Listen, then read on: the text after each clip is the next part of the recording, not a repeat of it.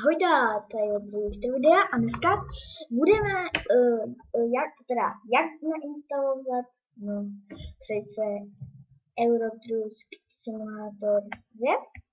Takže napište Euro Truck Simulator 2. Ano. Načte se to, takže se nám to načte. Jo, to se vám to si načte pak na Google a na tom ne. Načte se vám to, pak musíte stáhnout program Uturent, víte, co to je.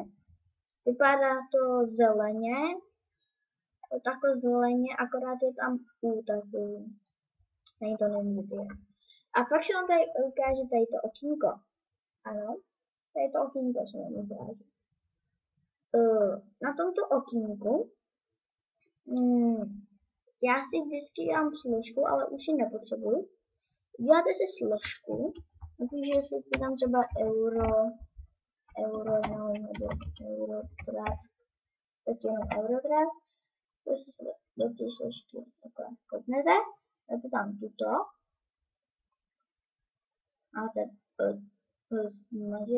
nesmažíte, ale dáte to, kliknete na tom pak pravým tlačítkem a dáte ASCII Spec Explorer. Ano. A koukejte. Tak. Čekejte. Tady, když to chcete mít jako koupený, tak dáte Bruno. Ale já to mám koupený, ale to dáte Bruno. Tak. A to je všechno. A Eurotrax, jestli si to nechcete nechat do složce, tak si tam nechte, ale já si to dám. Tak, jo. A máte to nainstalované.